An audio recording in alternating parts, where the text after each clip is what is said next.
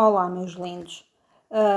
Este videozinho é para ver se vos consigo esclarecer algumas dúvidas que já reparei pelos feedbacks que têm vindo que vocês estão com algumas dificuldades com esta atividade.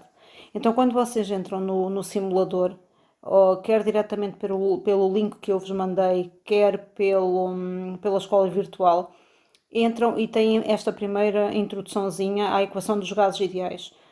Eu espero que vocês também já tenham lido o resumo que eu fiz, porque o resumo acho que está claro para compreenderem as relações que existem entre as grandezas. Também já enviei um PowerPoint que pode ser útil para vocês tirarem algumas dúvidas. Pronto, que fazem experimentar. Aqui aconselho-vos logo a fazer uma coisa. Antes de começarem a mexer no simulador, cliquem no onde diz Lei dos Gases e olhem para estes gráficos, porque a verdade é que a equação dos gases ideais resulta da junção de todas estas leis, da lei de Avogadro, da lei de Boyle-Mariotte e das leis de Charles e Gay-Lussac. Também, a partir destas leis, vocês conseguem completar a maior parte da ficha que vocês têm que fazer, está bem? Pronto, depois de analisarem bem isto, então aí sim vão para o simulador. Primeira coisa que eu também vos peço é olharem primeiro aqui para as unidades de pressão. Temos o Torricelli, temos a atmosfera e temos o Pascal. O Pascal é a unidade do Sistema Internacional, a unidade mais usada no dia a dia é a atmosfera. E se vocês repararem, conforme a unidade que vocês escolhem, o valor do R, que está aqui no canto superior esquerdo, o valor do R muda. Por exemplo, agora está 8,314, porque temos a pressão em pascais. Se mudarmos para a atmosfera, o R passa a ser 8,206 vezes 10 levantada a menos 2. Se passarmos para os Torricelli, passamos a ter um R de 62,364. Isto vai-vos ajudar logo em algumas perguntas da parte 2.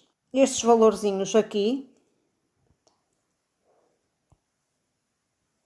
vocês vão precisar deles para comparar no 2.1, no 2.3 e no 2.5, onde vos pedem para vocês calcularem o valor da constante universal dos gases ideais. Como é que vocês vão calcular estes valores? Não se esqueçam que R é igual a PV sobre NT. Ou então, R é dado também pelo número de Avogadro vezes a constante. E neste caso, é esta expressão aqui que vocês vão usar para o 2.1, para o 2.3 e para o 2.5. E depois vão verificar esses valores.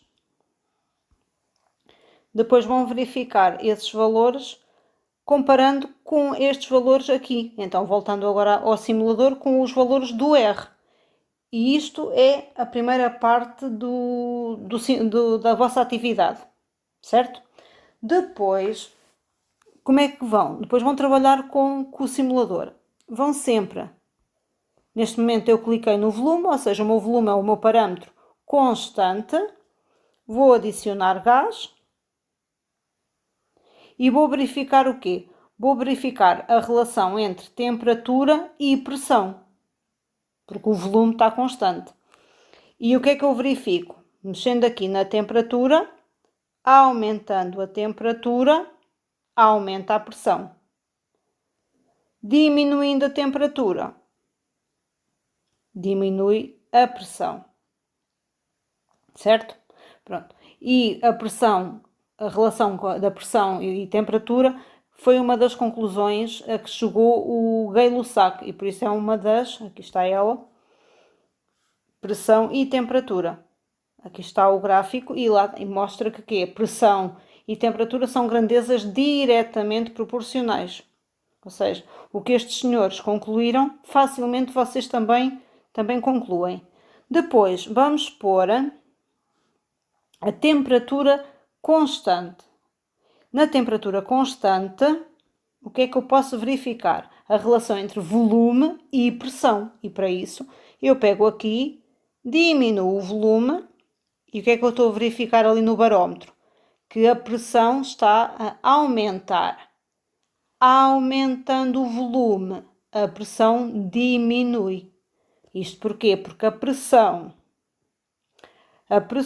e o volume são inversamente proporcionais. É a lei de Boyle-Mariotte, que mostra que à medida que a pressão aumenta, o volume diminui. E se vocês pensarem até em casos do dia a dia, vocês facilmente concluem isto tudo. Então basta pensarem, vou para aqui outra vez. Então imaginem, temos um balão. Se nós diminuirmos o balão, ou seja, diminuirmos o volume, começamos a apertar, o que é que acontece? O volume diminui, o balão provavelmente rebenta. Porquê? Porque está a aumentar a pressão. E se pensarmos no exemplo do balão, conseguimos concluir estas leis praticamente todas. A mesma coisa com, por exemplo, quando aumentamos a temperatura, também aumenta o volume. Ou então pensem ao contrário, se vocês pegarem num balão e o puserem dentro do frigorífico, ao fim de umas horas vocês vão ver que o balão mirrou, ou seja, diminuiu, porque a temperatura diminui, o volume diminui, grandezas diretamente proporcionais. No caso do volume e da pressão, são as únicas duas grandezas que são inversamente proporcionais. Quer dizer, quando uma aumenta, a outra diminui. Agora vamos pôr a pressão constante. E o que é que estamos a verificar? Que o volume está a diminuir e ele diminui automaticamente aqui.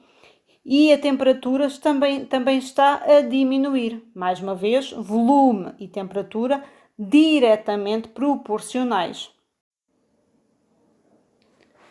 Em relação à lei de Avogadro, não se esqueçam o que ele demonstrou, que igual volume de gases diferentes à mesma pressão e temperatura tem igual número de partículas gasosas.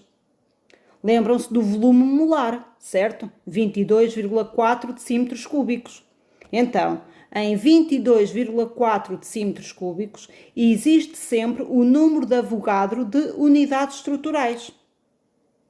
6,02 vezes 10 levantado a 23, certo? Uma mole de unidades, seja átomos, moléculas, íons, uma mole são 6,02 vezes 10 levantado a 23 unidades estruturais e ocupam um volume de 22,4. Se essa quantidade química aumentar, obviamente o volume também vai aumentar. E é isto que diz a lei de Avogadro, que o volume é diretamente proporcional à quantidade química, estando a pressão e a temperatura constantes. Sim?